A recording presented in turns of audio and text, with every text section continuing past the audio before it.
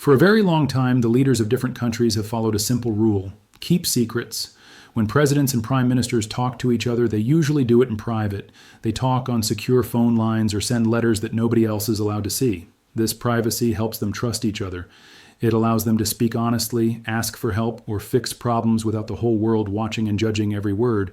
But this week, those old rules were broken. The curtain that hides these secret talks was pulled back, and everything was posted on the internet for everyone to see. The story is about the United States and its plan to buy Greenland. At first, many people thought this idea was a joke, but now it has become a very serious issue. It is causing a lot of trouble between the United States and its friends in Europe. But this story isn't just about land or ice. It is about how the President of the United States is handling the situation. President Donald Trump really wants the U.S. to take control of Greenland. To show how serious he is, he did something that almost never happens in world politics. He posted private text messages on his social media account, Truth Social. These were messages sent to his personal phone by two very powerful men: Emmanuel Macron, the President of France, and Mark Rutte, the leader of NATO.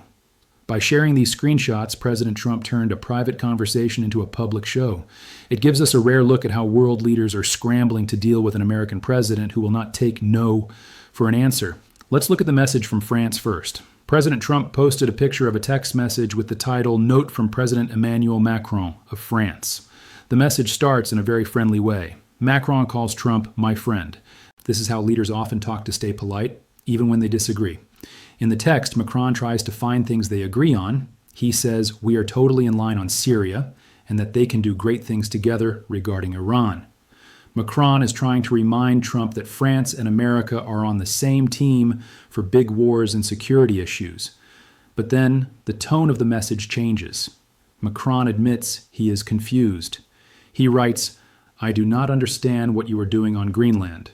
This short sentence shows what many leaders in Europe are thinking. They are confused. Greenland belongs to Denmark. The idea of the U.S. trying to take it over seems strange to them. It goes against how countries have treated each other's borders since World War II. But Macron isn't just complaining, he is trying to fix the problem. In the text, he offers to set up a meeting. He suggests a G7 meeting in Paris. But the most interesting part is who he wants to invite. Macron writes, "I can invite the Ukrainians, the Danish, the Syrians, and the Russians in the margins." In the margins means having a side meeting away from the main cameras. This is a huge surprise. It means the President of France is willing to bring together friends like Denmark and Ukraine, but also enemies like Russia and Syria, just to talk about Trump's plan for Greenland. It shows that this issue is causing so much trouble that Macron is willing to mix everyone together to solve it. The French government hasn't publicly said much about this, but people close to Macron confirm the text is real. They are likely shocked that a private text meant to help organize a meeting was posted online for millions of people to read. It sends a warning to other leaders. Anything you text to the president might not stay secret. But Macron wasn't the only one. President Trump also shared a private message from Mark Rutte. Rutte is the Secretary General of NATO, which is the big military group that includes the U.S., Canada, and many European countries. Macron's text was confused, but Rutte's text was full of praise. Rutte wrote to tell Trump what a great job he did in Syria. He promised to go on TV and talk about the good work Trump is doing in places like Gaza and Ukraine. This shows us how NATO works behind the scenes. The leader of NATO is trying to keep the American president happy by praising him in public. However, the end of Rutte's message is the most important part. He ends the text by saying he is committed to finding a way forward on Greenland. Finding a way forward is a polite way of saying they are looking for a deal. This is very dangerous for Denmark. Denmark has said over and over again that Greenland is not for sale. But this text makes it look like the head of NATO is actually trying to help Trump get what he wants.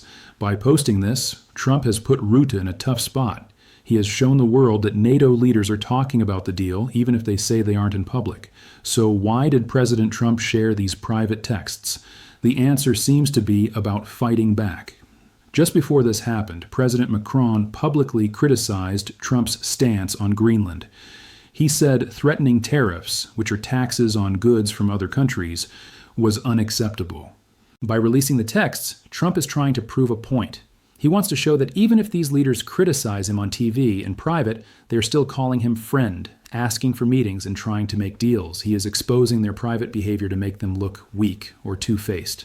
But let's talk about Greenland itself. Why does the president want it so badly? For President Trump, this isn't a joke. It is a serious plan. He has started to change the way he talks about who owns the land. When speaking to reporters in Miami, the president explained his view of history in simple terms. He said about Denmark, they can't protect it. He went on to say, because the boat went there 500 years ago and then left, that doesn't give you title to property. This is a very different way of looking at international law. Usually, if a country has owned land for hundreds of years, it is theirs. But Trump is arguing that history doesn't matter if you are not strong enough to defend the land today.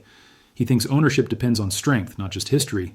He basically said that since Denmark can't defend Greenland militarily, they don't really own it. He also added, so we'll be talking about it with the various people. The text from Mark Rutte suggests that these talks are already happening at the highest levels. The president has also used modern technology to show his vision. He posted pictures on social media that were made by artificial intelligence, or AI. These aren't real photos. One picture showed him, along with Vice President J.D. Vance and Secretary of State Marco Rubio, planting an American flag in the icy ground of Greenland. It looked like a famous war photo, but it was fake. He posted another AI image that was even more shocking. It showed him sitting in the Oval Office with European leaders. Behind him was a map. On this map, Greenland, Canada, and Venezuela were all colored in as if they were part of the United States. Some people might think this is just internet trolling.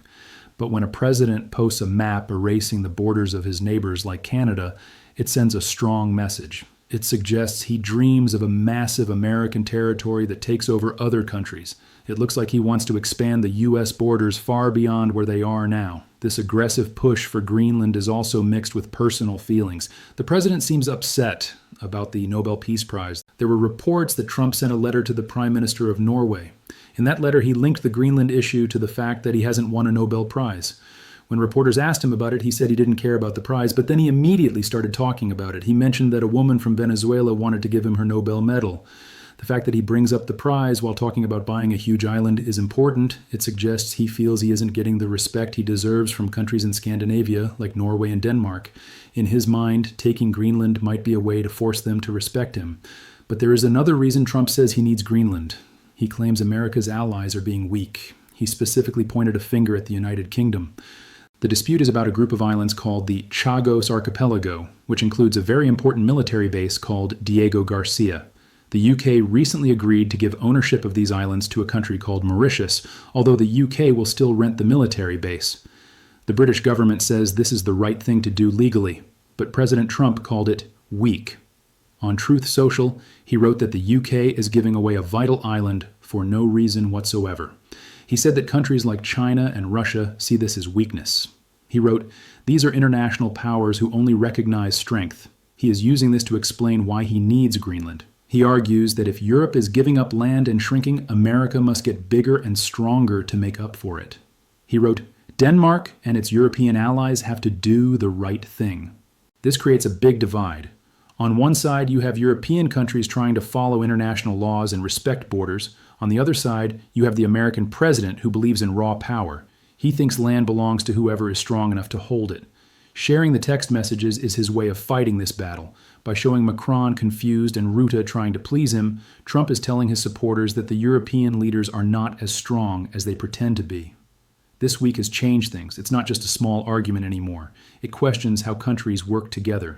When a president shares private text to embarrass his friends, it destroys trust.